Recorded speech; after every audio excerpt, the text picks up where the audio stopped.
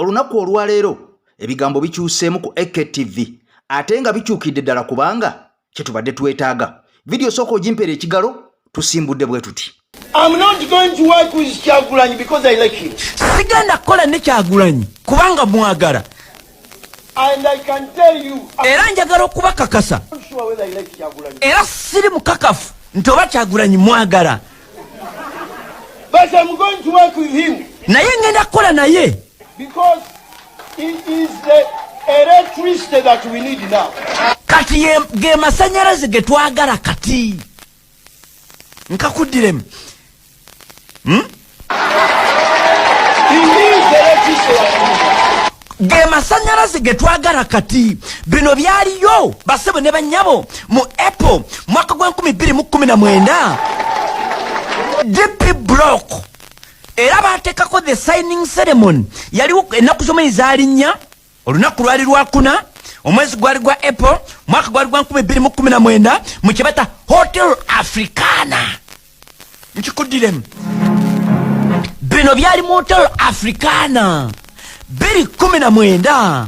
April nga nnya ku lunaku olwokuna. Anti nakunnyonnyodde nti ebigambo ku EKTV byakyuseemu kubanga waliwo kye tugenda okubeera nga tulaba ekyenjawulo ennyo okuva n'olwaleero. Kakati nno njagala otulokakkane mukwano gwange ampuliriza, ogenda kuwulira omuliro omanye ebigambo byotamanyanga byotawulirangako ogenda biwulira naye nga byonna nsasa genjereere ampuliriza. Oyo politikisi wamwe gwe mutandise okutwala emmengo mbunuupu yevuma kabaka ebyo tebigenda kubayamba. Oyo abeedi akugamba mbunuupu yevuma kabaka lwaki teyeesimbyawo mu kabiina ako aka PDP. Nakugambiddewo nti ebigambo byakyuseemu mu ngeri y'emu. Njagala tusooke tuwulire ebigambo bino ebya pulezidenti yabyogera dda omwaka gwali gwa 2022 emabega ddala. Kaakati nno oluvannyuma nkomyewo nkugattire tusimbule omulundi gumu ne vidiyo yaffe ey'olwaleero. Sooka ogiwa ekigalo tutambule. Olwaleero njagala kwogera ku nsonga gye ndowooza nti nkulu nnyo,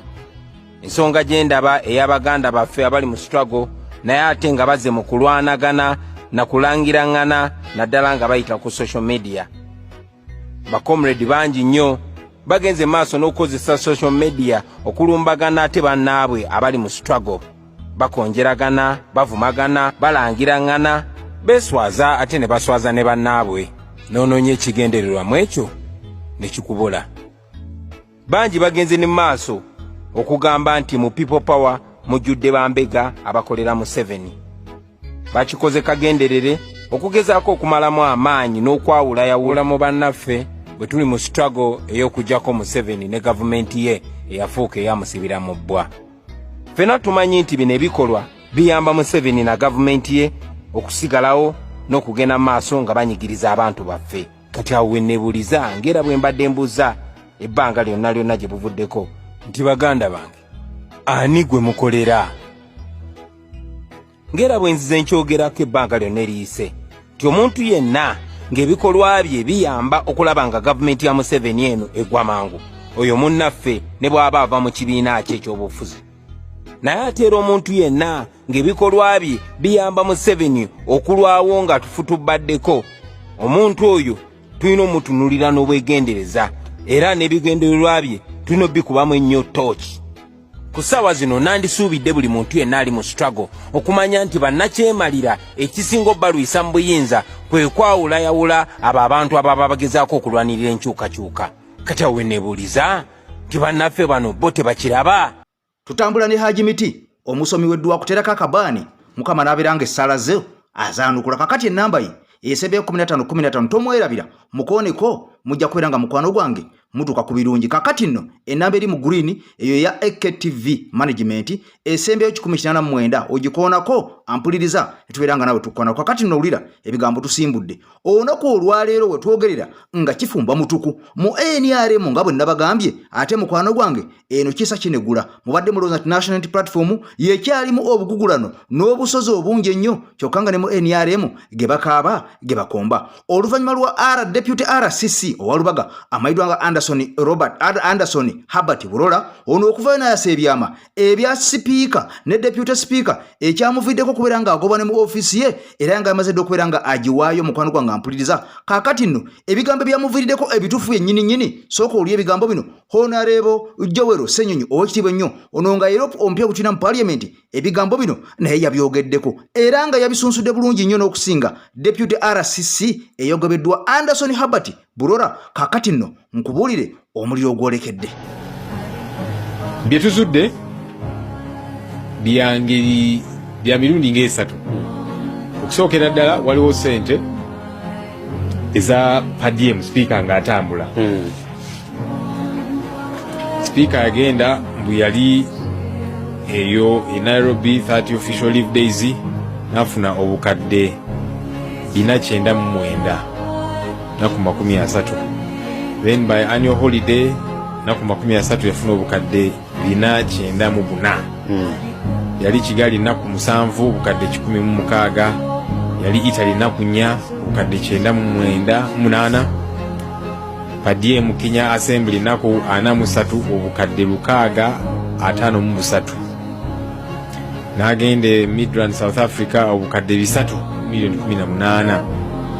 nagende Kenya naku 3 obukadde 4,800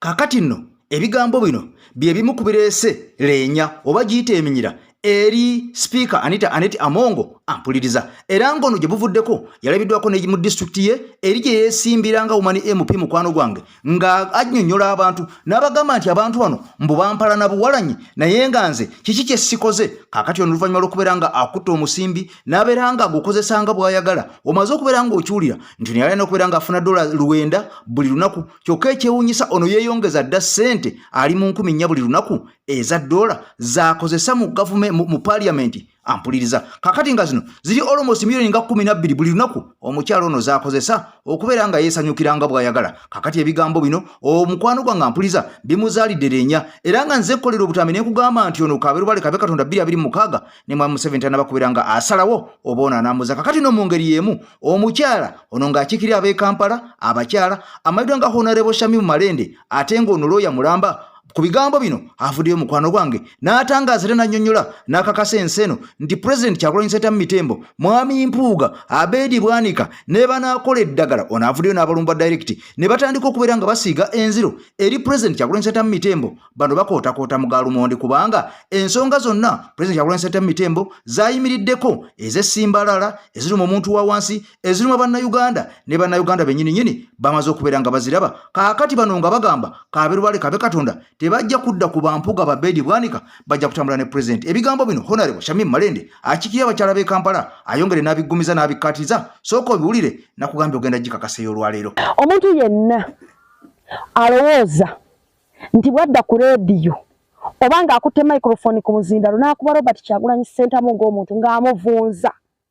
ngalowooza nti abaakuba sitwago y'abannayuganda okugisuula oba weerimbi Kyagulanyi Ssentamu ali muntu omu ku milioni z'abannayuganda babonaabona basukka 4 Kyagulanyi Ssentamu ne bw'omukuba n'omuvunza n'omuwayiriza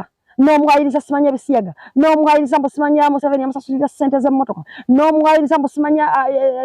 agiye Museveni n'omuwayiriza byonna by'oyagala oba omala ga mu bulago kubanga gw'oba oyinza okuba ng'olina mpala n'ayona muntu naye sitwago y'abannayuganda esigala weeringazi era President Kyagulanyi emabegako yakutegeeza lwako wamu temugoberera naye bw'otagoberera munyenye ya byabufuzi mu Uganda olwaleero oba ogenda kugoberera ani emunyenye ebadde recognized ku international scene nga face ya Africa esinga okulwanirira eddembe ly'omuddugavu ne bannayuganda bw'oba togoberera byakola oba oli luddawa President emabegako yannyonnyola n'akuweereza n'akugamba nti bw'oba ng'oli ku struggle ey'amazima tolina kuteeka bwesigebo mu muntu yenna toteka bwesigebo mu kibiina kyonna toteka bwesigebo mu kakundi k'abantu baka group naye bwesigebo buteeke mu mazima kitegeeza yogeranga amazima n'obwenkanya ng'olwonobeera ng'otambulira ku mazima ekkubo ligenda kweyerula lyokka struggle ejja kutambula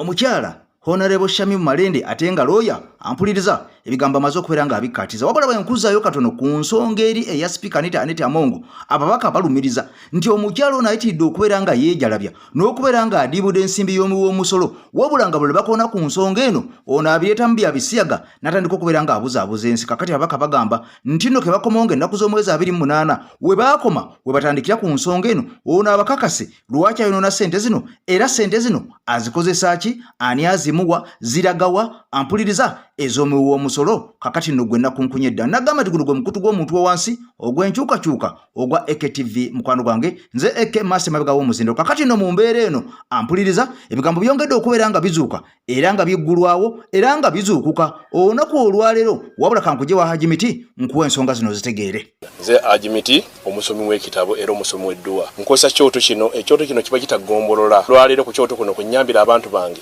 buli muntu yenna alina ekizibu kye ojja ku kyoto kino n'osuula akabaani nenkusabira buli alina ekizibu naddala mu abali e Bulaaya nompereza amannya naye nga suula mu kyoto kino nenkusembera edduwa nenkujjako ebizibu n'ebiba bikusumbuye walemererwa mirimu ki ddala mu abali e Bulaaya abali mu nsi muno mu Uganda abalemeddwa okufuna visa nantegeeza eri abaana Adamu enkozesa nkofu ku kyoto kuno amala okusindika enkofu eyo negenda ebanja amabanja ge bakubanjiza gonna gwe yalema okufuna okuweebwa Hajimiti nkozesa amazzi ku nnyanja kuno kumulengera ku mazzi wano Hajimiti nga bwenyimidde olwaleero ngokumasira abaana Adamu bompereza ebiwandiiko byonna bye bompereza ng'oli e Bulaaya mbikwata nembizinga ne mwandika kapapula nembisula mu nnyanja nensaba Allah gwensinza asumulule ebyo byeba bikulemeredde awa visa agifuna alemedde ofuna omusajja omulungi amufuna sangeba ku namba 0752 ebigambo bino byonna ebizenga biyitingana omukyalo ono tasobola kubeera nga avaayo busimbalala asobole okubeera nga yennyonnyolako oba nga abinyonnyola mu public ano yagambye tasobola kubeera nga ayogera ku bigambo ebiri ku social media eŋŋambo obugambo tasobola kubeera nga zibeesingako abeereko kyanyonnyola wabula njagala ffena tukimanye nti omukyalo ono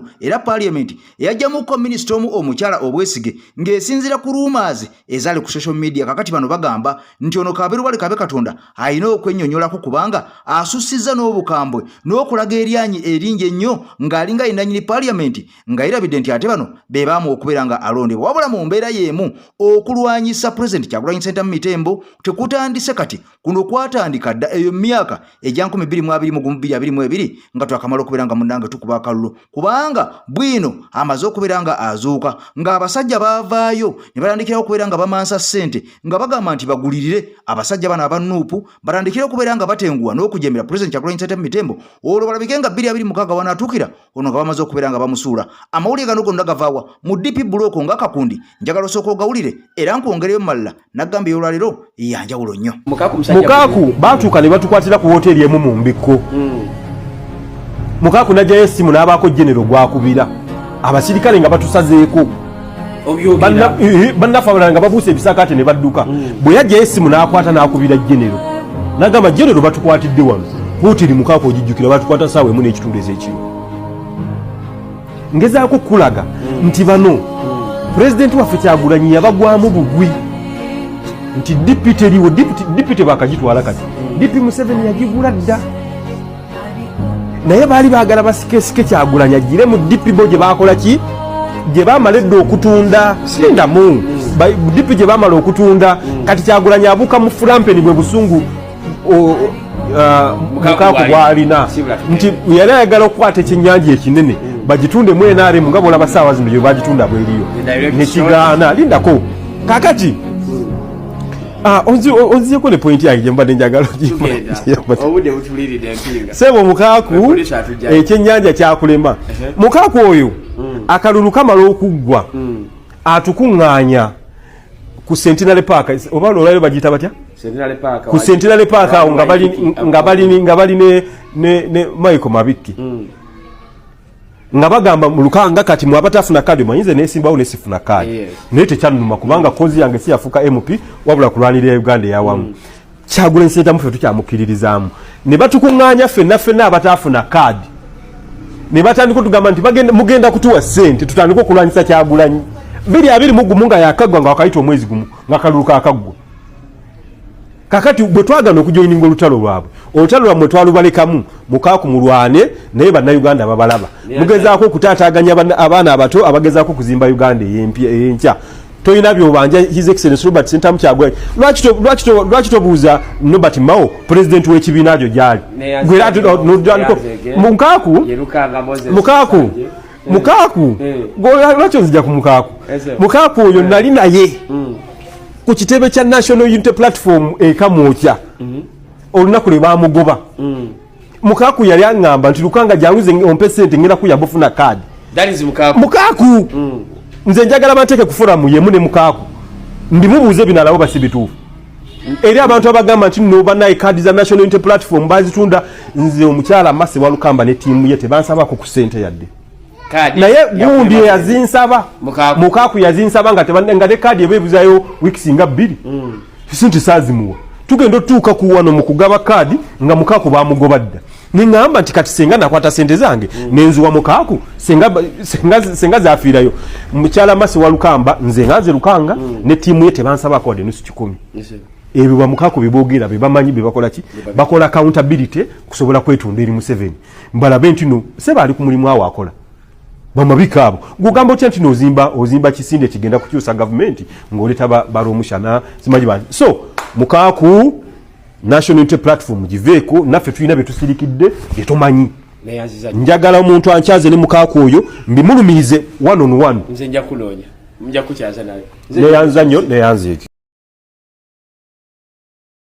kakati nno bino byonna byolaba ebigenda nga biyitingana ebigenda nga byogerwa ebintu tebitandise kati wabula bibadde bipange kuviira ddala mabega naye ng'ekisinga okubeera nga kikwewuunyisa oba nga kikwennyamiza pulezidenti abantu bano abadde abamanyi era nga yajjanga abakoonako mu magezi nga tabaatula mannya era n'atuuka n'okubeera nga akuba oluyimba olwalumanyiddwa nga Nalumansi luno nga lwamala odda okubeera nga lukakasibwa nti Bannalumansi yali ayogera ku basajja bano ba Dr. Bedi Bwanika Batwaha Kagabo Bajime Ruwanga n'omukulu waabwe yennyini Kabwejumbira Ssaababbe amanyiddwa nga Mathias Mpuuga abasajja ba Sseggona kaakati ono tebaasoka kubeera nga balowooza nti ayimba ku bbo wabula nga bw'omanyi omuyiiye ennyo yakuba luyimba lwe n'ateekawo n'agamba gwe buli muntu wenna Munnayuganda weerowooleze Nalumansi olowooza yani mu luyimba luno era bangi nga bagamba nti ne Katikkiro yennyini mbwe yatwalibwa mu luyimba luno lwamuzingiramu kakati ebyo byonna ng'okyabitadde ku mabbali waliwo amawulire amalala gano nga gaaliko mabega era ne galabika nga mukwano gwange mpuliza gatandise okubeera nga gazuuka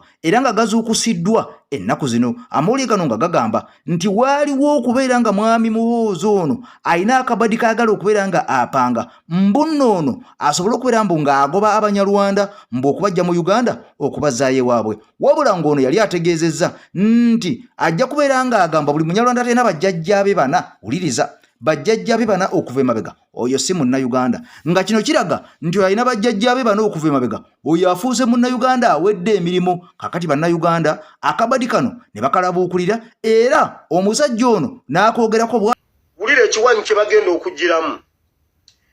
bagenda kutandika ekintu mu internal affairs ng'era rumors bwe zibaddewo mbwa Abanyarwanda bagenda tandika okuyomba mu mawulire ku ma TV ku ma radio bakole okwekalakasa mbuno bamiddwa endagamuntu bamiddwa passport bakitege ku level ya waggulu mbuno babasosola kati musagezo Muhoozi aveeyo buterevu direct agambe Omunyarwanda wenna nga toyina bajjajjaabo 3-4 mu ggwanga Uganda fuluma toli Munnayuganda kati Bannayuganda mugwama tukubanga bakizudde mwagala Abanyarwanda bagende Muhoozi kyayagala okuzimbirako kyebateekateeka ekyo kiriigi simanyi liigi ebyo bye nkugambye effa abaakuba kiri era ffe tuliwo ate sibyogera kuba nti nno nkuba mugenda biraba very soon kyebali mu kuteesa ekiddako ajja agambe bw'oba tolina bajjajjaabo bana tuli Munnayuganda ensi yonna egambe bannange Muhoozi yajja tutereeza kakati alina amagezi ategeere alina amatu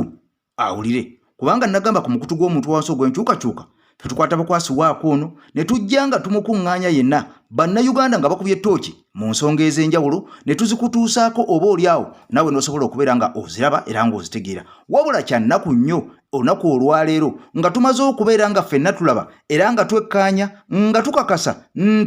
Pulezidenti Kyagulanyi Ssentamu Mitembo ng'akutte ku nkoona abalyake abalabbayi abakenuzi abali b'enguzi ng'amaze okubeera ng'abakwata ku nkono ba Mathias Mpuuga nga bawuutanyizza ensimbi y'omuwi w'omusolo kakati kya nnaku nnyo ate abasajja mu NRM aboogera ku muntu yenna alidde enguzi oba n'okukozesa obi ssente z'omuwi w'omusolo ate be bagobwa kya nnaku nnyo nga bwe nkunyonyo ndi Albert Anderson Burora Deputy RCC Lubaga oluvannyuma lw'okwogera ku sipiika n'okudiibuuda ssente z'omuwi w'omusolo era n'avuddeyo n'agamba nti siyinza na kwetonda yamaze dde okubeera ng'agobwa olw'okubeera ng'ono yamwogeddeko ebigambo bye nnyini ku TV nga si bye social media ate nga parliament bye mubanje enkya n'eggulu ajja nnyonnyola ensi omusimbi gw'omuwi w'omusolo omukyalo ono agutwalawa bannayuganda bonna bali mu ggwanga erya South Africa Switzerland USA UK ampuliriza ne UAE ne Gulf countries mwenna abangoberera mwebalinye ku ssaawa le Nairobi Ssaabasajja Kabaka wangalira mule Obuganda